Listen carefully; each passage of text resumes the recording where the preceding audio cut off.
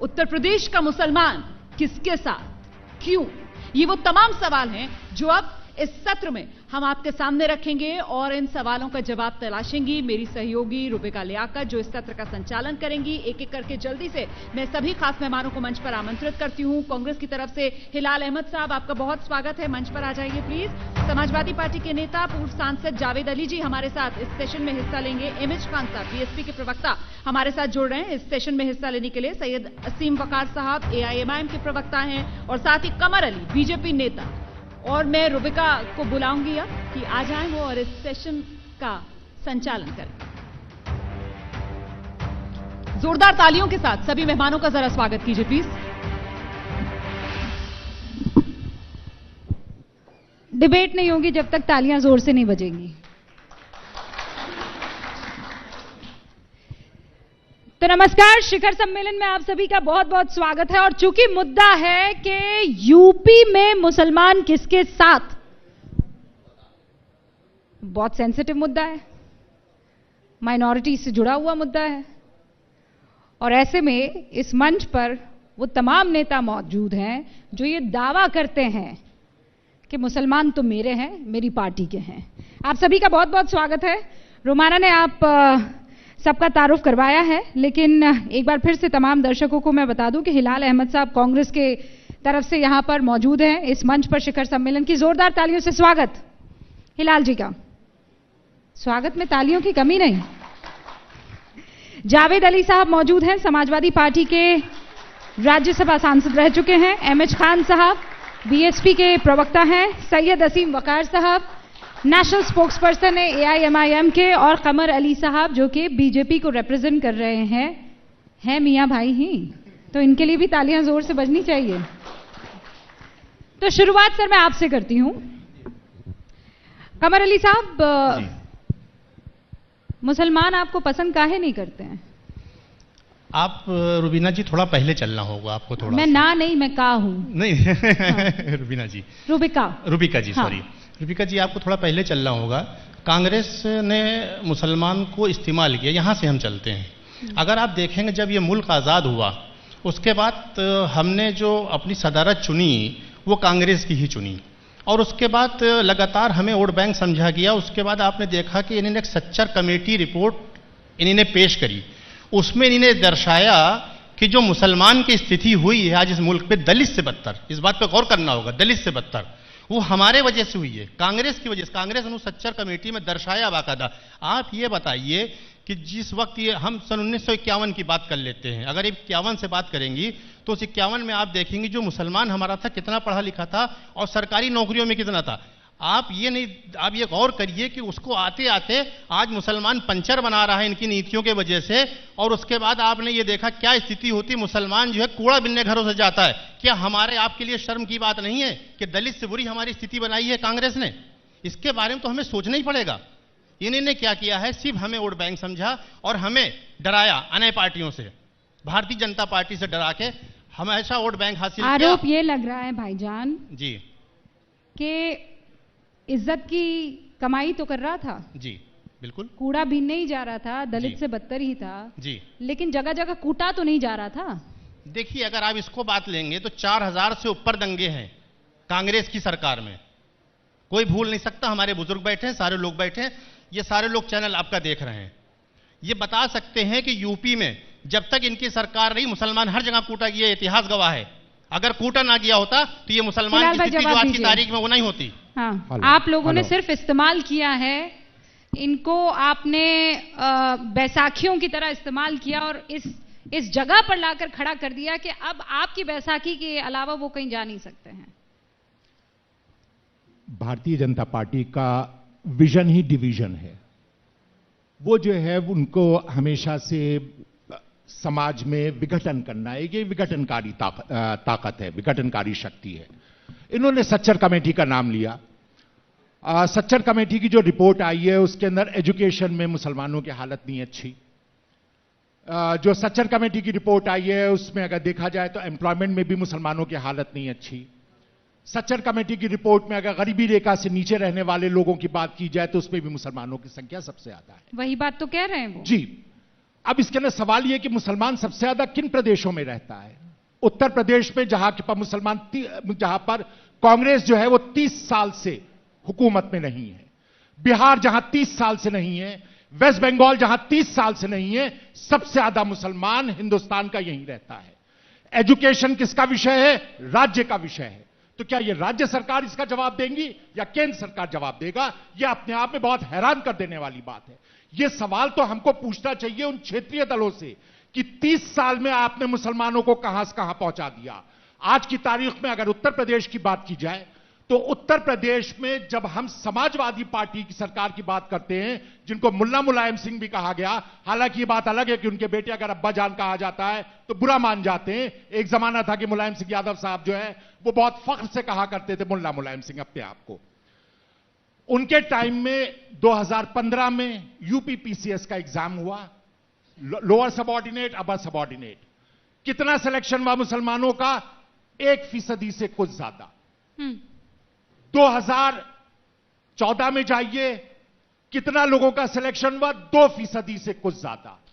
अगर पूरे कार्यकाल में आप देख लें तो लोअर सबऑर्डिनेट में कुल 2%, अपर सबऑर्डिनेट में लगभग 3%। कि मुसलमानों के इकलौते आप ही हैं जो आगे ले जा सकते थे। जिन राज्यों में आप नहीं, वहां मुसलमान तबाह और बर्बाद। जिन राज्यों में कांग्रेस नहीं है वहां पर गरीब तबाह और बर्बाद हुआ है। आप अपने आप को तो संभाल लीजिए। क्योंकि मुसलमान, आप मुसलमानों को कैसे संभालेंगे? आप खुद की तो सरकार बना नहीं पा रहे, आप कैसे संभालेंगे मुसलमानों को? यही वो वजह है कि कांग्रेस की अगर सरकार नहीं बन पा रही है तो मुसलमानों की यह हालत है इन 3 राज्यों में। वकार साहब, मुसलमान को अब तय करना होगा कि वो किसके साथ जाना चाहते हैं। गया ना, इन 70 साल आप ही के साथ जाना चाहते हैं जिन्होंने उनकी 70 साल आप ही के साथ था ना। उत्तर प्रदेश में जहां 50% से ज्यादा लोग गरीबी रेखा से वोट बैंक के अलावा कुछ और, है। हिलाल भाई आपने वोट बैंक के अलावा कुछ और समझा क्या? अगर वोट बैंक समझा होता, अगर इनको वोट बैंक समझा होता तो सच्चर कमेटी की रिपोर्ट हम ना लेके आए होते।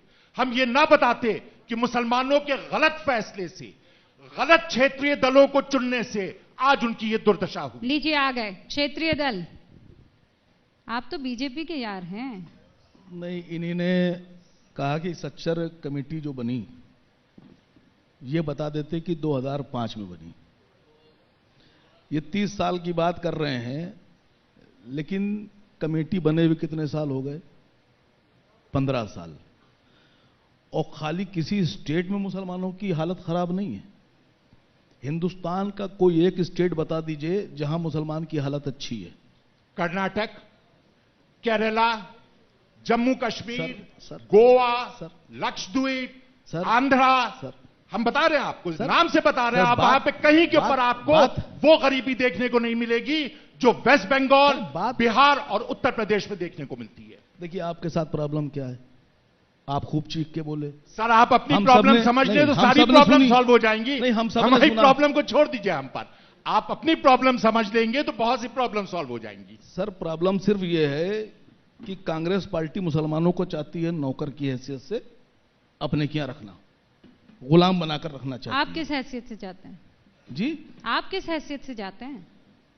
हम मालिक की हैसियत से चाहते हैं, पार्टनर की हैसियत से चाहते हैं, हक चाहते हैं।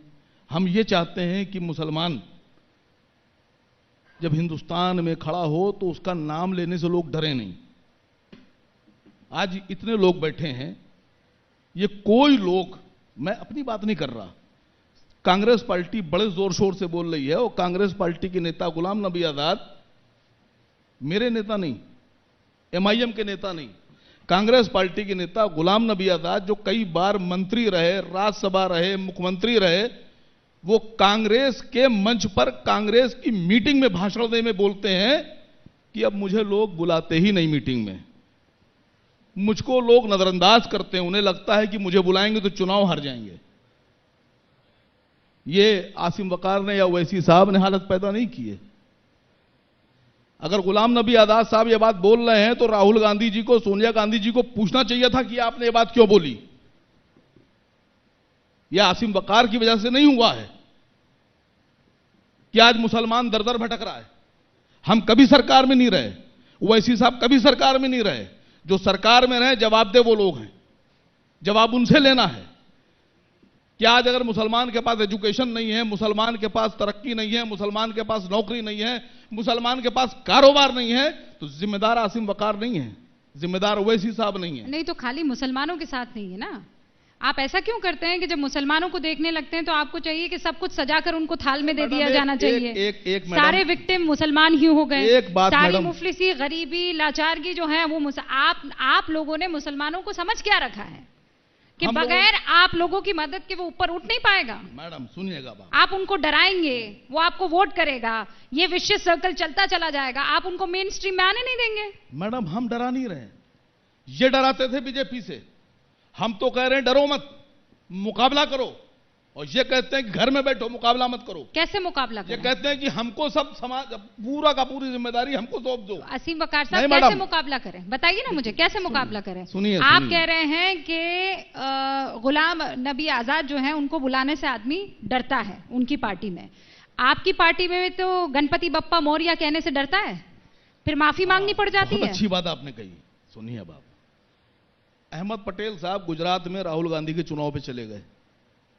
देश के प्रधानमंत्री श्रीमान नरेंद्र मोदी जी गुजरात में खड़े होकर उन्होंने भाषण दिया, ए गुजरातियों, एक मुसलमान तुम्हारा मुख्यमंत्री बन जाएगा, होश में आ जाओ। राहुल गांधी जी ने दूसरे दिन टिकट कटाया, अहमद साहब को दिल्ली भेज दिया।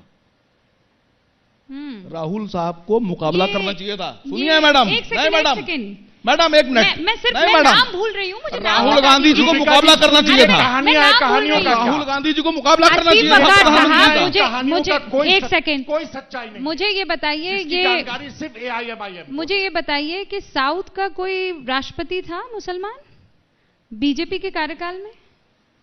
राष्ट्रपति कौन था? प्रधानमंत्री का नाम बताइए मुसलमान। नहीं, प्रधानमंत्री तो आप नहीं मैडम, कोई प्रधानमंत्री का नाम बताइए मुसलमान, और किसी डिप्टी प्रधानमंत्री का मुसलमान का नाम बताइए। मैं कह रही हूँ प्रेसिडेंट का नाम बताइए। आप काहे पीछे जा रहे हैं? प्रेसिडेंट का नाम बताइए ना। नहीं, मैं प्रधानमंत्री का नाम पूछ रहा हूँ। हम प्रधानमंत्री देखना चाहते हैं देश का। अब्दुल कलाम का नाम लेने से आप क्यों प्रधानमंत्री मुसलमान देखना चाहते हैं? और जितने लोग यहाँ बैठे हैं इनमें से जो लोग हमसे सहमत हैं, देश का प्रधानमंत्री और मुसलमान हैं, वो भी चाहते हैं वकार साहब, देश का प्रधानमंत्री हिंदू और मुसलमान नहीं होता है, वो हिंदुस्तानी होता है। तो बनाइए, आप हमें हिंदुस्तानी नहीं मानती? वो हिंदुस्तानी होता है। आप हमें हिंदुस्तानी नहीं मानती? बिल्कुल मानती हूँ मैं, हम बन सकते हैं। लेकिन आप मेरे सवाल को इधर से उधर क्यों लेकर गए? मैंने आपसे कहा कि आपकी पार्टी में गणपति बप्पा मौर्य बोलने से आदमी को पीछे क्यों हटना पड़ता है? ये जिन्होंने बोला था, नहीं ये सवाल उनसे पूछिए मैडम। अरे आपके पार्टी, आप जय श्री राम पर बोल सकते हैं, अयोध्या पर बोल सकते हैं, तालिबान पर बोल सकते हैं, और वारिस पठान पर नहीं बोल सकते। नहीं, तालिबान पर आपको भी डर लगता है? तालिबान पर तो प्रधानमंत्री जी नहीं बोल रहे। मेरी हिम्मत कहां से हो जाएगी प्रधानमंत्री जी बोले तालिबान पे? बोल ही नहीं रहे साहब, कह रहे हैं wait and watch, wait and watch. हाँ, वेट एंड वॉच की पॉलिसी है देश की। प्रधानमंत्री नहीं बोल रहे तालिबान पे, मैं कैसे बोलूंगा? पॉलिसी है, सर्वदलीय बैठक हुई है, वो नहीं गए हैं क्या? तो सर्वदलीय बैठक ओवैसी साहब नहीं गए सर्वदलीय बैठक? प्रधानमंत्री जी बोले क्या? वो तो ओवैसी साहब बताएंगे ना। 3 घंटे बुलाया था ना। 3 घंटे में वेट एंड वॉच। 3 घंटे वेट एंड वॉच नहीं, तालिबान की हरकतों पर वेट एंड वॉच। इतना तो आपको पता है, विदेश नीति आप इतना टाइम से प्रवक्ता है। मैडम मैं आपसे कह रहा हूं, आप बताइए तालिबान के बारे में क्या बोला प्रधानमंत्री ने? मैं तो कह रही हूं वेट एंड वॉच, उसमें बोलना क्या है? तो यही तो मैं कह रहा हूं, वेट एंड वॉच। प्रधानमंत्री नहीं बोल रहे हैं, आप हमसे कह रही हैं तालिबान तो बोल रहे हैं। मैं एक बात क्या करा, देखिए मैं बताता हूं, ये विदेश नीति का इंतजार नहीं कर रहे हैं, इस बात को समझना पड़ेगा। देखिए ये विदेश नीति का इंतजार नहीं कर रहे हैं, जो इस तरह की लोग हरकतें कर रहे हैं मुझे लगता मुनासिब नहीं है। मैं बता दूं आपके चैनल के माध्यम से, माननीय प्रधानमंत्री जी ने हमेशा इस सरजमी के लिए अगर एक सर कटा है तो 10 काट के लाए हैं। इस बात को देखिए समझना पड़ेगा। एक आतंकवादी हमला हुआ है तो पाकिस्तान में हम घुस के गए, हम मारा है हमने। इस बात का किसी के पास कोई जवाब नहीं मिलेगा।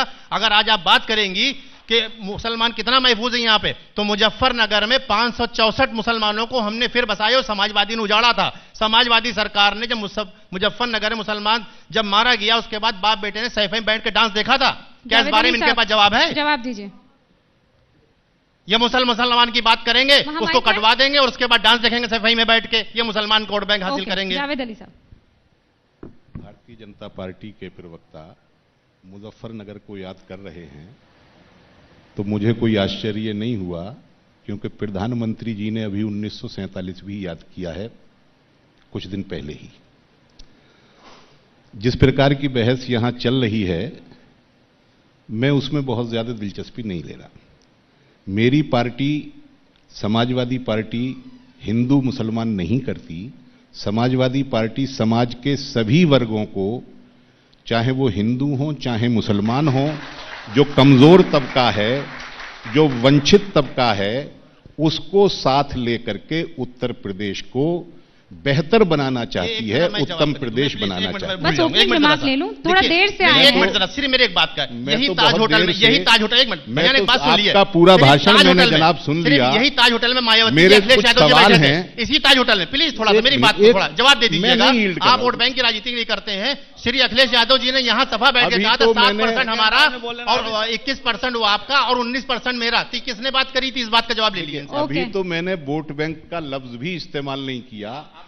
मैंने कब कहा वोट बैंक? मैंने वोट बैंक का शब्द भी इस्तेमाल नहीं किया, लेकिन आपको जितना पढ़ाया गया है भारतीय जनता पार्टी की तरफ से, पढ़ाया नहीं आप गया इतना है। ही जब आप मुस्लिम की बात करेंगे तो उसका सुनिए, शोषण हुआ है, उसको पीछे ढकेला क्या, इस बारे में बात करना गलत है। मुझे आप बात पता नहीं, मुझे पता नहीं आप यहाँ मुसलमान की हैसियत से बैठे हैं, लेकिन मैं समाजवादी पार्टी के प्रतिनिधि के रूप में यहाँ बैठा हूँ। जब बात होगी, जब और मुद्दा मेरे कुछ सब्जेक्ट सवाल हैं भारतीय जनता क्या पार्टी है, के लोगों आप से। बात तो सब्जेक्ट नहीं हो रही मुसलमान की ना, तो उसके बारे में बात तो इस होगी। तरीके से बहस नहीं होती। अच्छा, इस एक तरीके सेकंड, आप से दोनों नहीं को है। रोक रही हूँ। रहने दीजिए। खान साहब, आप ये कह रहे हैं कि आप हिंदू मुसलमान नहीं देखते हैं। हम तो हिंदू मुसलमान की राजनीति नहीं करते हैं। तो ये MY का नारा किसने दिया? हमने कभी नहीं दिया।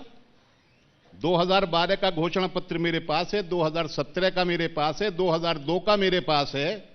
MY का नारा कभी भी समाजवादी पार्टी ने नहीं दिया। जो सांप्रदायिक ताकतें हैं, जिनकी सरंगना भारतीय जनता पार्टी है, उसने MY कह करके हमको लांछित किया है। हमने कभी नहीं दिया। हम HM यूनिटी का नारा देते हैं। हिंदू मुसलमान एकता हमारा लक्ष्य है। अच्छा, तो फिर मुनव्वर राणा के तालिबान के बयान मुनव्वर पर राणा समाजवादी पार्टी में नहीं उनकी है। बेटी तो उनका है, प्रवक्ता है वो। आपके पिताजी का आपसे हिसाब लिया जाएगा? बिल्कुल, क्यों नहीं लिया नहीं, जाएगा? बिल्कुल नहीं लिया जाता बिल्कुल लिया राजनीति के जाएगा। अंदर। मेरे पिता कुछ गलत करेंगे, माधवराव और अगर सिंधिया से सरजमी कभी के विजय राजे खिलाफ- सिंधिया का अगर हिसाब नहीं लिया सरजमी गया। के खिलाफ मेरे और पिता कुछ ज्योति गलत राजे करेंगे सिंधिया तो से उनकी कभी बेटी यहाँ बैठकर वसुंधरा राजे उनकी का हिसाब मजम्मत नहीं करेगी। लिया गया। मैं आपको- राजनीति में ना, रिश्तेदारी ना, नहीं ना, होती मैडम। आप मुझे ये बताइए, क्यों डर रहे हैं आप? मैं बताइए क्या पूछना चाहते हैं? तालिबान आप के मुझसे लिए पूछिए मुनव्वर ना। राणा अगर इस तरीके की आप बातें बोलते समाजवादी हैं, पार्टी का पक्ष पूछिए आप तालिबान मत पर। कहिए, आप मत कहिए। आप पर बीजेपी आप पर मेरी हमारी बात सुनिए। प्रतिक्रिया पूछिए आप तालिबान परेशान पर। क्यों हो रहे हैं तालिबान को मैं लेकर? परेशान नहीं हूं। परेशान क्यों हो रहे आप हैं? ज्यादा विचलित हैं। मैं विचलित नहीं हूं। मैं आपसे एक सवाल पूछ रही हूं कि तालिबान की मजम्मत करने के लिए मुनव्वर राणा की बेटी को कह क्यों नहीं दिया जाता है? वो प्रवक्ता है आपकी पार्टी की। अभी तक भारत सरकार ने, न विदेश मंत्री ने, न प्रधानमंत्री ने तालिबान की मजम्मत नाम लेकर के नहीं की है, और की हो तो आप मुझे रिकॉर्ड दिखा दीजिए। आप मुझे ये बताइए कि आप एक बात, अब आगे सुन लीजिए। एक बात नहीं, पहले एक बात की वो हो जाए। सुन लीजिए एक बात। काउंटर हो जाए। नहीं, ये हुआ या नहीं हुआ? सर इंपॉर्टेंट है, रुक जाइए। आप हुआ या नहीं हुआ? तो आप ये कह रहे हैं कि आप तालिबान की मजम्मत तब तक नहीं करेंगे जब तक सरकार नहीं करती। ऐसा है। और जो लोग उनकी तारीफें कर रहे सुनिए, हैं, सुनिए, मेरी बात उनकी भी सुनिए। आप मजम्मत ऐसे तब तक नहीं करेंगे जब तक अपने सरकार तरीके से मजम्मत जवाब नहीं मत करती है। दीजिए। भारत आजाद होने के बाद से विदेश नीति के मामले पर राजनीतिक दलों के बीच में आम सहमति रही है। चाहे फिलिस्तीन का सवाल रहा हो, चाहे निकारागुआ का सवाल रहा हो, चाहे चाइना पर हमारा स्टैंड रहा हो, देश के दूसरे दुनिया के अंदर जो मुक्ति आंदोलन चल रहे थे उनके बारे में हमारा स्टैंड सब पार्टियों का और देश का मिला जुला होता है। अभी तक भारत सरकार ने आपने तो कल वैक्सीन पहली को भी बार बीजेपी की वैक्सीन बता दिया था। कल पहली बार भारतीय जनता पार्टी की सरकार ने या भारत की सरकार ने आम सहमति बनाने के लिए प्रयास आरंभ किया है। जो भी नीति सरकार की आम सहमति के बाद बनेगी वो समाजवादी पार्टी की नीति। तो आप ये मानते हैं ना कि मुनव्वर राणा ने जो कहा है वो गलत कहा है? क्या कहा है मुझे बताइए। तो मैं कोई मुनव्वर राणा का ऑडियो हर वक्त नहीं सुनता हूं। नहीं सुनते हैं आप? नहीं, मैंने नहीं सुना। बताइए। उन्होंने कहा था यूपी रहने लायक नहीं है। उन्होंने तालिबान कहां से आ गया? मैं बता रही हूँ आपको, रुक जाइए ना, इत्मीनान रखिए। आप क्यों परेशान हो रहे हैं? ना मैं कहीं जा रही हूँ ना आप जा रहे हैं। तो राणा साहब तारीफों के पुल बांध रहे हैं, तालिबानियों को मुजाहिद बुला रहे हैं, और वो एक बार के लिए मुझे लगा वो पाकिस्तान के प्रधानमंत्री है, इमरान खान है। तो जो उन्होंने कहा, तालिबानियों को लड़ाका बताया, मुजाहिदीन बताया, उनको मुबारकबाद दी। आप मजम्मत करते हैं कि नहीं करते? मैं आपका प्रश्न समझ गया। आप दरअसल गलती ये कर रही हैं कि मुनव्वर राना साहब को विदेश नीति का बहुत बड़ा एक्सपर्ट मान रही है। मुनव्वर राना विदेश नीति के एक्सपर्ट नहीं है। मुनव्वर राना ने प्रेस कॉन्फ्रेंस बुला करके तालिबान का समर्थन नहीं किया था। आपके ही चैनल जबरदस्ती जाकर के शायर के मुंह में माइक ठूसेंगे और उससे विदेश नीति पर राय। आप हमसे पूछिए ना विदेश नीति पर। अच्छा, और जो विदेश नीति तो के मासूम है मुनव्वर राना। हिंदुस्तान बदमाश पत्रकार ने मुंह में माइक ठूसा, अचानक उनके दिमाग में बैठा और मुनव्वर राना हिप्नोटाइज हो गए और मुनव्वर राना ने कहा जय तालिबान। नहीं, हिंदुस्तान के अंदर कम से कम 1,500 फॉरेन सर्विसेज के रिटायर्ड लोग जिंदा हैं, जिसमें हिंदू भी हैं, मुसलमान भी हैं। आप विदेश नीति पर फॉरेन सर्विसेज के एक्सपर्ट से क्यों नहीं पूछते? आप मुनव्वर राना के पास तारीफ करने वाले मुनव्वर राना की मजम्मत करने से घबरा रहे हैं। आपको डर लग रहा है आपका वोट बैंक छिटक जाएगा। मैं तालिबान चीजों को मुद्दा नहीं बनाता हूँ। ये गैर जरूरी नहीं है। मुनव्वर राना ये देश का बड़ा शायर है, मेरे लिए जरूरी है भारत सरकार का स्टैंड क्या है, मेरे लिए वो जरूरी होगा। मैं उस पर प्रतिक्रिया दूंगा। अगर वो पक्ष में आएगा तो दूंगा, अगर तालिबान के विपक्ष में आएगा तो प्रतिक्रिया दूंगा। मैं बताती हूँ मुनव्वर राणा के बयान पर प्रतिक्रिया देने के लिए समाजवादी पार्टी बाध्य नहीं है। नहीं है। लेकिन आप पर्सनली मुझे बताइए, मुनव्वर राना ने जो कहा वो सही था कि गलत था? समाजवादी पार्टी के प्रतिनिधि की जो सही था वो सही है, जो गलत था वो गलत है। क्या है? हाँ, तालिबान की तारीफ आप करेंगे कि नहीं करेंगे? भारत सरकार ने अभी तक आतंकवाद, आप घबरा रहे हैं, पूरा देश देख रहा है। तालिबान के बारे में कुछ भी कहने से कतराते हुए शख्स को पूरा देश इस वक्त देख रहा है। बारे में अलग से आप मुझे बुलाइए, किसी दिन 1 to 1 बात करिए। मैं 1 to 1 कर रही हूँ, मैंने चारों को पीछे छोड़ दिया। मैं इस वक्त 1 to 1 कर रही हूँ, मैं 1 to 1 कर रही हूँ अभी चारों से बात नहीं कर रही हूँ। और हमारा कोई तालिबान से रिश्ता नहीं है। तो फिर मुनव्वर राना ने जो किया गलत किया ना सर। लेकिन मुनव्वर राना की अहमियत क्या है? आप किसी विदेशी नीति के एक्सपर्ट से क्यों नहीं बात करती उस पर? आप मुनव्वर राणा को लेकर के आती तो आप 2 लाइन नहीं बोल सकते हैं कि मुनव्वर राणा ने जो किया गलत किया? के बारे में बोलेंगे क्या? हाँ, हर व्यक्ति के बारे में हम जवाब देते फिरेंगे। मुनव्वर राणा ने कौन सी प्रेस कॉन्फ्रेंस बुलाई थी? आपको इन्विटेशन आया था? रूबिका जी, यही समाजवादी पार्टी यही है। ये जो है ये एक तरफ कहेंगे कि हम किसी तरह का कोई भी आपस में इख्तिलाफ नहीं रखते हैं, मगर हकीकत ये नहीं है। कांग्रेस पर टिप्पणी एक तरफ जो है वो तालिबान के साथ खड़े होंगे और दूसरी तरफ मैं ब्रेक लूं उससे पहले आपने कुछ बातें ऐसी कही समाजवादी पार्टी को लेकर। हिलाल साहब एक सेकंड, जावेद साहब एक सेकंड, बस एक सेकंड रुक जाइए। आपने कुछ बातें कही थी, मुझे रिएक्ट करना चाहिए था। एमएच खान साहब, चलो कांग्रेस की कोई स्थिति ऐसी जावेद साहब रुक जाइए, जावेद साहब रुक जाइए। इसलिए मैंने गैर जरूरी समझ के उस पर भी रिएक्ट नहीं किया। लेकिन इसी तरीके से मुनव्वर राना पर नहीं कर 10 मिनट के अंदर कांग्रेस की स्थिति ऐसी हो गई कि आपने रिएक्ट कर दिया। कांग्रेस की यही खासियत है, कांग्रेस की यही खूबसूरती है कि वो कब वापस आ जाएगा कोई नहीं जानता। हाँ सर, ओपनिंग रिमार्क। रूबिका जी, सबसे पहले मैं आपका शुक्रिया अदा करता हूँ कि आपने मुझे इतनी देर से पूछा। जी, आप पहले स्काइप से होता था तो समझ में नहीं आता था, अब मैं सामने बैठा हूं तो आपको मैं दिख नहीं रहा हूं। बड़ा मजीबा। नहीं माशाल्लाह से आप बहुत अच्छे से मुझे नहीं दिख रहे। माशाल्लाह, ठीक है। बहुजन समाज पार्टी की गलती है, दिख नहीं रही है। रूबिका जी की गलती नहीं है, वो बहुजन समाज पार्टी दिख ही नहीं रही है आजकल। आप दिख रहे हैं कोई? उत्तर प्रदेश में आप कहीं हो? हम तो दिखे। अरे वाड्रा सुनो, पहले सवाल हमसे किया गया, चुप रहो यार। आप बड़े साए में छुप गए। आप चुप रहो, सवाल मुझसे किया गया है। बीजेपी के बड़े साए में छुप गए, आपकी वजह से रूबिका जी कहीं नहीं हो, आप किसी साए में नहीं हो। आप बीजेपी ने बोल दिया, बीएसपी ने बोल दिया, बात एक ये बौखलाहट कहाँ जाएगी? या आपको गड्ढे में लेके जाएगी बौखलाहट? किसी एक मुसलमान को नहीं बोलने दोगे, किसी मुस्लिम बात पर नहीं बोलने दोगे, तो क्या है तुम्हारे पास भाई? वाड्रा जी आएंगे ये बोलने के लिए? खान साहब, आपको तो मुसलमानों की जरूरत ही नहीं है, आप तो ब्राह्मण सम्मेलन से काम चला लेंगे। नहीं, देखिए, हमारी पार्टी का नारा है सब जन हिताय सब जन सुखाय, जिसकी जितनी संख्या भारी उसकी उतनी हिस्सेदारी। सब सम्मेलन हम करेंगे, सबको हम साथ लेके चलेंगे। तो मुस्लिम सम्मेलन कर रहे हैं आप लोग? वही होगा, हो रहा है बराबर, हर जिले में हो रहा है, हर जगह हो रहा है। सब समाज के लोगों का हो रहा है। नहीं, सब समाज नहीं, ब्राह्मण सम्मेलन तो बड़े तौर पर मिश्रा जी करते हुए ब्राह्मण दिखाई सम्मेलन दे का नाम रहे आप दे रही हैं, वो प्रबुद्ध गोष्ठी हो रही है। प्रबुद्ध गोष्ठी हो रही है। उनका ब्राह्मणों से कोई लेना देना नहीं। ब्राह्मणों का सबका उसमें लेना देना है। हाँ। इसका लेना देना नहीं है। नहीं, अब तो देखिए, मैं अभी देखिए बात जो शुरुआत में हुई थी, सच्चर कमेटी की बात हुई थी। एक सेकंड बस, मैं आपको ये बताइए। सतीश चंद्र मिश्रा जी का एक बयान पढ़ के सुना रही हूँ। 13% ब्राह्मण और 23% दलित मिल जाएं तो उत्तर प्रदेश में बसपा की सरकार बन जाएगी, तो फिर 19% कहाँ जाएंगे? 19 नहीं 20%। हाँ 20% कहाँ जाएंगे? यही आएंगे। कहाँ? आपके सतीश चंद्र मिश्रा ने तो सतीश कुछ चंद्र नहीं मिश्रा कहा। जी आप ब्राह्मणों की बात कर रहे हैं ना, मैं नहीं, मुसलमान दलितों की हूं, भी मैं बात मुसलमान की बात कर रहा हूं। उन्होंने दलितों की भी बात की। नहीं, दलितों की बात भी है, मैं भी कह रहा हूं ना 20% में भी जुड़ेंगे, ये 20% भी जुड़ेंगे और सब समाज के लोग जुड़ेंगे। ऐसा नहीं है कुछ कि हाँ एक ही लोगों के जुड़ जाएंगे। नहीं तो आपने क्यों इसका जिक्र नहीं किया? नहीं, मैं कह रहा हूं 13% दलित का अगर जिक्र हो सकता है तो 20% मुसलमानों का जिक्र करने से आप लोग क्यों कतरा रहे थे? मैं बहुजन समाज पार्टी का प्रवक्ता होने के नाते आपसे कह रहा हूं कि सब जन हिताय सब जन सुखाय, जिसकी जितनी संख्या भारी उसकी उतनी हिस्सेदारी, सबको हमने हिस्सेदारी दिया है। अरे तो हिस्सेदारी 20% मुसलमानों की इस बयान में क्यों नहीं है? दिखी? 20% मुसलमानों का दलितों की आप तो देखिए, सुनिए, बहन कुमारी मायावती जी 96 में जब मुख्यमंत्री बनी तो अल्पसंख्यक कल्याण विभाग नया बनाया गया जो आज तक किसी ने नहीं किया था, और उस पर हाई स्कूल तक के बच्चों को वजीफा दिया जा गया। उर्दू अरबी फारसी यूनिवर्सिटी पूरे हिंदुस्तान में किसी ने नहीं बनाया है, बहन कुमारी मायावती जी ने बनाया है, जो लखनऊ में कायम है। काम के ऊपर आइएगा ना, काम किसने किया है? काम किया है बहन कुमारी मायावती जी ने किया है।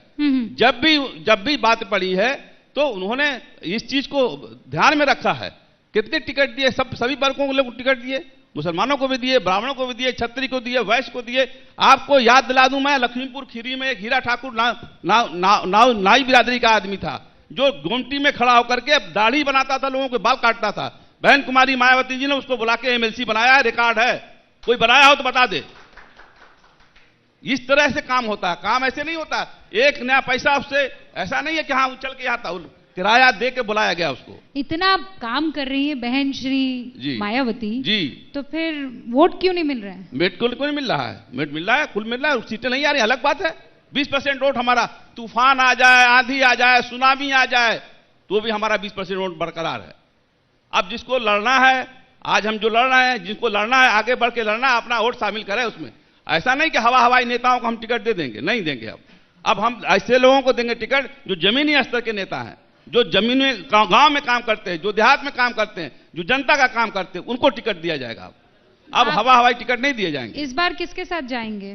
किसी के साथ नहीं जा रहे हैं, अकेले बहुजन समाज पार्टी अकेले लड़ेगी और 2022 में बहुजन समाज पार्टी की सरकार बनेगी, बहन कुमारी मायावती मुख्यमंत्री बनेगी। अच्छा जी बिल्कुल। मुझे लगा कोई मुस्लिम नाम का कैंडिडेट आप घोषित कर देंगे। क्या चीज? कि इस बार ये मुसलमान होगा मुख्यमंत्री। कौन कर रहा है? एमएच खान साहब होंगे मुख्यमंत्री। नहीं, कौन कर रहा है? नहीं, मैं तो चाह रही हूँ। नहीं, आप चाह रही हैं, आप उनसे नहीं पूछ पा रही हैं, उनसे नहीं पूछ पा रही हैं। भाई सवाल इस बात का है, सवाल नहीं तो आप नहीं चाहते कोई मुख्यमंत्री बने? ऐसा नहीं, हिस्सेदारी पूरी मिलेगी। एक मुसलमान मुख्यमंत्री आप नहीं चाहते हैं? 2007 में मुख्यमंत्री थी तो नसीमुद्दीन सिद्दीकी। अरे भाई वकार साहब तो पीएम बना रहे हैं, आप पीएम नहीं बना पा रहे हैं। वकार साहब की हम बात नहीं कर रहे हैं, हम आपसे अपनी बात कर रहे हैं। नहीं, हम आपकी अपनी बात कर रहे हैं। मैं कह रही हूँ हम वकार साहब की बात कर रहे हैं। एआईएमआईएम पीएम बना रही है, आप सीएम ही बना दीजिए। देखिए ख्वाब में तो हम राजा किन्नर नरेश हो गए, हम तो खुद ही मुकुट लगा के बैठ जाएंगे ख्वाब में, तो क्या करेंगे उसके लिए? वकार साहब मुकुट लगा के बैठ रहे हैं। ख्वाब देखना तो सब कोई बुरा बात नहीं है, सबको ख्वाब देखना चाहिए। मायावती जी को भी तो ख्वाब नहीं बना रहे हैं। देखिए हर एक मुंगेरी लाल जी के हसीन सपने से ज्यादा सुनिए आप, देखिए सुन लीजिए, सच्चर कमेटी बात सुन लीजिए। सच्चर कमेटी कांग्रेस ले आई और इनकी सरकार कमियों को बताया। अरे भाई बोलने दीजिए ना, किस तरह से आप परेशान हो, तुम परेशान ना रहो। किस तरह से नहीं आना है, स्कूल नहीं खोला, आपको उत्तर प्रदेश में एक कॉलेज नहीं खोलने वाली आप है, कहीं नौकरी नहीं दी। गिनती गिना दे आपको स्कूलों की, गिनती मेरे पास कहीं नौकरी नहीं दी। गिनती है, गिनाइए। देखिए गिनती सुन लीजिए आप। गिनाइए। 11 मेडिकल कॉलेज बनवाए, 200 डिग्री कॉलेज बनवाए, 24 पॉलिटेक्निक बनवाए, 200 इंटर कॉलेज बनवाए, 500 हाई स्कूल बनवाए, 5549 प्राइमरी स्कूल बनवाए, जेवर एयरपोर्ट का अधिग्रहण किया, मेट्रो का काम, जो काम शुरू हुआ इन लोगों को बता रहे मेरा काम है, उसका डीपीआर बहन कुमारी मायावती ने बनाया। अच्छा पूरा काम कौन सा किया इसमें? जमुना एक्सप्रेस वे किसने बनाया? कौन सा काम पूरा क्या? ये भी तो देखिए कितनी सपटा दी इनको छटपटाहट देखिए कितनी है, कितनी बेचैन है। पूछे से पूरा कौन सा क्या? मैं आपको सुन रही हूँ, बताइए ना क्या क्या बनवाया। और इस सरकार और इस जनता ने आपको सरकार नहीं बनाया? नहीं, तहसील इतना कुछ बनाया और इन्होंने अधूरा काम अधूरा वोट। मेरा जो बनाया हुआ है उसी को जोड़ रहे हैं ये लोग, और कुछ नहीं कर रहे हैं, नाम बदल रहे हैं। काम क्या कर रहे हैं? नहीं तो जनता आपको चुन काहे नहीं रही है? अब सवाल इस बात का है जनता के तो क्यों कभी आपको बीजेपी, कभी आपको अखिलेश यादव, कभी आपको कांग्रेस का हाथ थामना पड़ता है? नहीं, हमको नहीं थामना पड़ता है। अच्छा, वो आके जबरदस्ती आपका थाम देते हैं। अच्छा बताइए, 96 में कांग्रेस से हाथ मिलाया था, कांग्रेस को कितनी सीट दिया था हमने? 125। 403 में 125। तो कौन आया मेरे पास? आया कौन? हिलाल साहब क्यों गए थे आप? 125 पर राजी हो गए, कौन आया? बड़ा दल तो अभी हुए ना, हमारे पास लोग आते हैं, ये भी हमारे पास आए थे, ये भी हमारे पास आए थे। आप लोग गए थे बहन जी के पास? बिल्कुल गए थे, घर पे गए थे, फोटो तस्वीर। 60 एमएलए थे तो 175 बीजेपी ने समर्थन देकर। सुन लीजिए, आप देख लीजिए, फोटो देख लीजिए, फोटो देख लीजिए। ये अखिलेश यादव जी सारे लोग बहन जी से मिलने गए हैं, फोटो निकलवा लीजिए। मतलब बहन जी को किसी की जरूरत नहीं है? बहन जी को जनता की जरूरत है। देखिए, बहन जी को जनता की जरूरत है और जनता हमको पसंद कर रही है। नहीं, एक बात, पार्टी के लोगों का जो धोखा देने वाला है बहन जी, मैडम तो है नहीं। अरे क्या हम बैठे तो हैं बहन जी के प्रतिनिधि। आप फोटो देखें जी, सिर्फ फोटो देखें बहन जी। फोटो रखे नहीं कहेंगे, बहन जी गांव घर जाती हैं। कहाँ दिखने में क्यों नहीं आती? अरे आपको कैसे दिखेंगी? आपको नहीं आज तक किसी दलित पीड़ित के घर गई हो तो बता दें। अच्छा, आप किसी पीड़ित के घर गए हो तो बता दें। दलित वहां बैठ के फोटो कहीं कोई आपने फोटो खिंचवाने वाले लोग बता दीजिए। ये फोटो खिंचवाने बहुजन समाज ये जब जाते हैं दलित के वहां, जब दलित के वहां जाएंगे तो फोटो कैमरामैन लेके जाएंगे और फोटो खिंचवा के दिखाएंगे। आप तो उत्तर प्रदेश से वायनाड चले गए, छोड़ दीजिए, कोई मतलब ही नहीं है। हम आपको कर दिया टाटा बाय बाय, मुल्क में फैले, बिल्कुल केरला पहुंचा दिया। सारे मुल्क में फैले हैं। नहीं फैले आज नहीं की भी तारीख यहाँ से 19 राज्यों में, यहाँ 19 राज्यों में हम या नंबर 1 और उसके बाद वहां पहुंचे हैं आप। 5 यूनियन पंजाब में टेरिटरीज में सिद्धू हम कह रहे हैं मैं नंबर 2 पे हैं और कैप्टन तो कह रहे हैं इस वजह से हमको जो है वो हमारा इतिहास कोई ना बताए। गुमान देखिए, आज भी 19 राज्यों में, गुमान देखिए, आज भी हम 19 राज्यों में, पार्लियामेंट के चुनाव में राहुल आज भी 19 राज्यों में है। अच्छा, तू मैं हो रही है, बहुत तू मैं हो रही है। यूनियन सुनिए सुनिए सुनिए, बड़ी तू मैं कोई बता देगा। एक सेकंड रुक जाइए, रुक जाइए। कॉन्फिडेंस देखिए आप, एमएच खान साहब, कॉन्फिडेंस देखिए। वकार साहब, बेशक जनता पे बहुत कॉन्फिडेंस है सर, इतने साल ठगने के बाद पूरा कॉन्फिडेंस है कि आपकी जनता नहीं ठगी जाएगी। देखिए, एक बात तो बहुत अच्छी लगी मुझे कि जो लोग हमको बीजेपी का एजेंट कहते थे वो सब आज आपस में एक दूसरे को एजेंट कह रहे हैं बीजेपी का। वो उनको कह रहे हैं, वो उनको कह रहे हैं। शुक्रिया रूबिका जी आपका। तो एजेंट कहा ही नहीं किसी को। दूसरी मैं बात, ऐसे शब्दों का इस्तेमाल ही नहीं करता, एजेंट कहा नहीं। मैंने कहा मेरे दरवाजे पे आए। दूसरी बात आपने, मैंने कहा दरवाजे पे आए। मैं चाहती हूँ भाई एक मिनट में अपनी बात कर लूं। आप सब एक एक करके अपनी बात। हाँ, एक देखिए, मैं नहीं बोलता, कहने वाली बात गलत, मैं किसी के बीच में नहीं बोलता। गलत बात है एजेंट कहने वाली। आपने खान साहब से 3 बार पूछा कि क्या आपको मुख्यमंत्री अगर बनाएंगे तो बनेंगे। गुलामी में और आजादी में फर्क समझिए आप। कि आसिम वकार ने कहा कि हम अपना डिप्टी सीएम और सीएम बनाने की क्षमता रखते हैं। हम लोगों से कह रहे हैं ख्वाब देखो, बन सकते हो डिप्टी सीएम, सीएम भी बन सकते हो, जा रही हो और ये ख्वाब भी नहीं देख पा रहे हैं। और आप 5 मंजिला मकान बनाने की बात सोच रही हो। आप बताओ ना, इस बात का आपके डर है पॉकेट कि में 1 रुपया नहीं है और 5 मंजिला मकान बनेगा, 5 स्टार होटल बनेगा, पॉकेट में 1 रुपया नहीं है। अब जो लोग आजाद मानसिकता के लोग, एक सभासद तो है नहीं, एक सभासद तो है नहीं, गुलाम मानसिकता के लोग हैं, मंत्री फलाना मंत्री खाली डिस्टर्ब करने के लिए। ये कोई काम थोड़ी है डिस्टर्ब करने के लिए। और नहीं क्या, हमारी कौम को डिस्टर्ब किया जा रहा है। बुलाया नहीं है, हमको हमारी कौम को, मुस्लिम कौम को डिस्टर्ब किया जा रहा है। जावेद साहब, AIMIM को बुलाया गया है कि भेजा गया है? अब ये कहिए, ये कौन, हम इन पर नहीं देंगे बयान। नहीं AIMIM यहाँ आया ना, उत्तर प्रदेश चुनाव लड़ रहे हैं। जावेद भाई से खाली इतना पूछ लीजिए, आपकी पार्टी से, जावेद भाई से इतना पूछ लीजिए कि क्या समाजवादी पार्टी की तरफ से अगर मौका लगेगा। हाँ, लड़ रही है ना। नहीं, पूछिए एक मिनट रूबिका जी, खाली जावेद भाई से पूछ लीजिए कि क्या डिप्टी सीएम मुसलमानों को बनने का हक नहीं है। देखिए, आप अगर उत्तर प्रदेश के मुसलमानों को शेख चिल्ली जैसे ख्वाब दिखाना चाहते हैं। अच्छा, मुसलमान अगर मुख्यमंत्री की बात करें तो हम शेख चिल्ली नहीं, मुसलमान को आप शेख चिल्ली कह रहे हैं सर। नो सर, आपका गठबंधन 20 उपमुख्यमंत्री, सर हमारा गठबंधन कहीं हो, मैंने कहा हमारा गठबंधन कहीं हो, लेकिन अगर हम मुख्यमंत्री की बात करेंगे तो मुसलमान शेख चिल्ली है आपकी नजर में। समाजवादी की नजर में मुसलमान शेख चिल्ली है। बिल्कुल, मैं घोर निंदा करता हूं ऐसे शब्दों हो गया, मैं ऐसे शब्दों का घोर निंदा करता हूं। मैं एतराज करता हूं इस शब्द पर। मुसलमान शेख चिल्ली नहीं है। करता हूं इसका, मैं घोर निंदा करता हूं। सरकार बनाता है, मुसलमान बहुत बहादुर कौम है, बहुत बहादुर कौम है। शेख चिल्ली नहीं है सर, मुसलमान शेख चिल्ली नहीं है। मुझे लगता है किस लिए आप ऐसी रूबिका जी हमें ये भी पता है सर, आप मुसलमान को शेख चिल्ली कहते हैं। आप शेख चिल्ली हैं? बिल्कुल नहीं, आप शेख चिल्ली हैं। मैं कह रहा हूं आप शेख चिल्ली हैं, आप शेख चिल्ली हैं। आप उस सामने मंत्री जी बैठे हमारे, क्या उनको आप शेख चिल्ली कह रहे हैं? जो बीजेपी के खिलाफ मुहिम चल रही है, आप उसको नेस्तनाबूद करना चाहते हैं। मैं करना चाहता हूं। बीजेपी के खिलाफ जो नेस्तनाबूद करने की मुहिम चल रही है बीजेपी, आप जो है उसको खत्म करना चाहते हैं। बीजेपी से आप इस तरीके से मुसलमानों को बरगलाना चाहते हैं। एक सेकुलर ताकतें इकट्ठी होकर के अखिलेश यादव जी के नेतृत्व में आई है।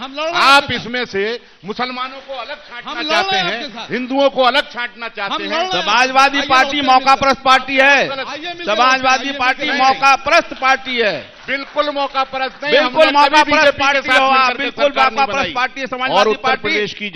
और अध्यक्ष बनेगा तो यादव परिवार का बेवकूफ महामंत्री बनेगा, यादव परिवार का उपाध्यक्ष बनेगा, यादव परिवार का सब घर भर वाले बन जाएंगे, बाकी लोग किनारे खड़ी हुई है। वोट देंगे वो जानती है। इनको वोट देंगे बीएसपी वाले खान साहब जो है इतना जोर जोर से बोल रहे हैं।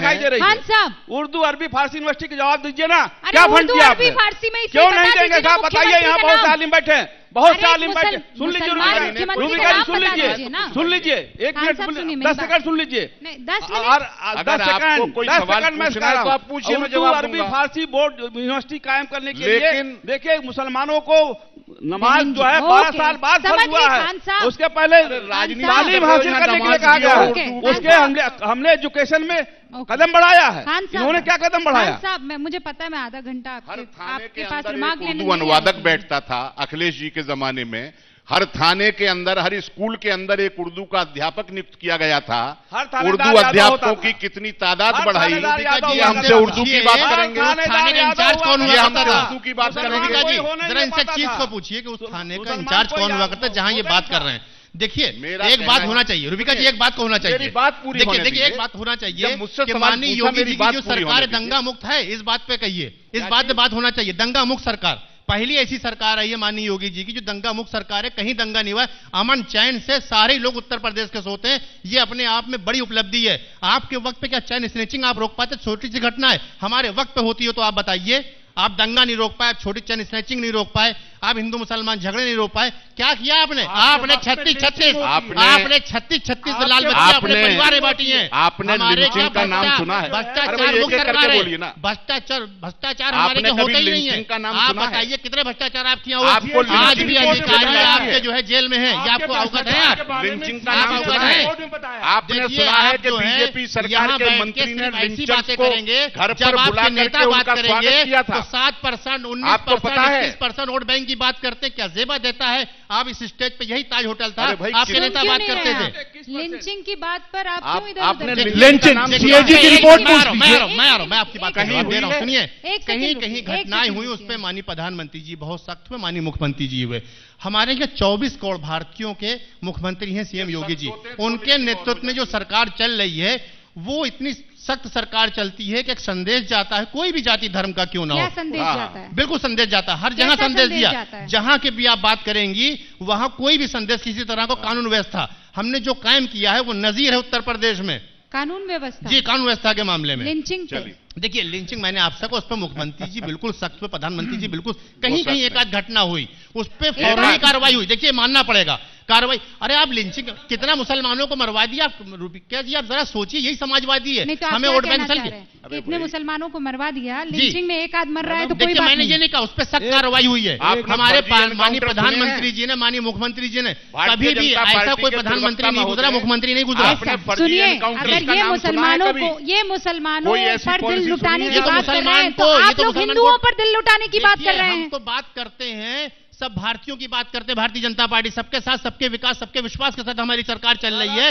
4.25%। तो फिर ऐसा क्यों है, एक सेकंड खान साहब, तो फिर ऐसा क्यों है कि योगी आदित्यनाथ राम मंदिर के लिए अयोध्या तो जाते हैं, लेकिन आप लोग वहीं पास में मस्जिद बनाएंगे तो नहीं आते हैं? देखिए एक बात सबका साथ सबका विकास कहाँ हुआ? मैंने सवाल पूछा था योगी आदित्यनाथ की, आप बात करेंगी वो हिंदू भाइयों की आस्था का सवाल है, अगर आप इसकी बात करेंगी तो। देखिए वो एक मंदिर का इशू नहीं है, मंदिर का इशू नहीं है, मेरा और आपके लिए लूट का सामान है। बात करिए, देखिए आप जो है वहाँ के ऊपर जमीन का घोटाला करेंगे। मेरा सवाल सुनिए हिलाल साहब, एक सेकंड जी बताइए। योगी आदित्यनाथ से मैंने सवाल किया था और सवाल ये था कि बहुत लोग चाहते थे कि वो रामलला की जमीन है वहां मंदिर बन जाए, बन गया मंदिर, सुप्रीम कोर्ट में फैसला हो गया, अब वहां पर आप जाएंगे, लेकिन पास में ही जमीन दी गई है मस्जिद के लिए, तो यूपी के मुख्यमंत्री होने के नाते अगर आपको वहां बुलाएंगे तो आप जाएंगे? देखिए जब कोई बुलाता है दावत पे, हमारे मुख्यमंत्री मना किया था, माननीय मुख्यमंत्री जरूर जाते कि दावतनामा होना चाहिए, दावतनामा होना चाहिए। इस बात को रुबिका जी, नहीं रुबिका जी, दावतनामा होता है, आपने मुझे दावतनामा दिया जब मैं यहाँ बैठा हूँ, इस बात को आपको समझना होगा। अगर दावतनामा होगा तो बिल्कुल जाएंगे, मैं आपके चैनल के माध्यम से कह रहा हूँ, दावतनामा होगा तो जाएंगे, दावतनामा होगा बिल्कुल जाएंगे। एक बात कहना चाह रहा था जी, आपने इतनी देर इनसे कहा, राहत इंदौरी साहब मरहूम का एक शेर है कि झूठों ने झूठों से कहा है सच बोलो। ये आप अपने ऊपर कह रहे हैं क्या? अब वो तो पूरा सब समझ रहे हैं कि झूठों ने झूठों से कहा है सच बोलो, सरकारी ऐलान हुआ है सच बोलो, और घर के अंदर झूठों की एक मंडी है, दरवाजे पे लिखा हुआ है सच बोलो। सही बात है, ये मुझे लगता है कि आप जो कह रहे हैं बहुत आप पे निर्भर करता है सब बातों का। आप कुछ भी पूछिएगा, पर आप बहुत सच बोल रहे हैं कि उत्तर प्रदेश को मुसलमान सीएम बनेगा, मिलेगा और डिप्टी सीएम मिलेगा। नहीं, मैं ये पूछ रहा हूं, आपके बाहर बढ़िया लिखा हुआ है सच बोलो। मैडम मैं ये पूछ रहा हूं कि अगर मैंने ये बात कही तो मैंने गुनाह कौन सा कर दिया? नहीं गुनाह नहीं किया है। नहीं, गुनाह अगर बता, आपने बेवकूफ बनाया, आपने गुनाह किया है, आपने गुनाह नहीं किया, आपने बेवकूफ बनाया। मैडम एक मिनट, इनकी पार्टी जीतती है तो मैं जानता हूं कि यादव जी, अखिलेश जी ही सीएम बनेंगे, मैं भी समर्थन कर रहा हूं। इनकी पार्टी जीतती है तो बहुजन पार्टी से मायावती जी ही सीएम बनेंगी, मैं समर्थन करता हूं। उनकी पार्टी जीतती है तो प्रियंका जी जैसी ही कोई बनेंगे, मैं समर्थन करता हूं। लेकिन अगर मैं इन लोगों से ये कह रहा हूं कि अगर आपकी पार्टियां जीतती हैं तो एक मुसलमान डिप्टी सीएम फर्क कितना है? मैं फिर कह रही हूं, मैं कहां गुनाह कर रहा हूं? कि अगर आपको सीएम बनाना है, पीएम बनाना है तो मुसलमान, यादव, मिश्रा, बहुजन ये नहीं चलेगा, हिंदुस्तानी चलेगा। सर मेरे पास वक्त की कमी है, वक्त की कमी है, वक्त की कमी है लाल साहब, मेरे पास वक्त की कमी है, लंबा चल सकता है और अगली बार हम बिरयानी पर चर्चा करेंगे। बहुत बहुत शुक्रिया आप सभी का।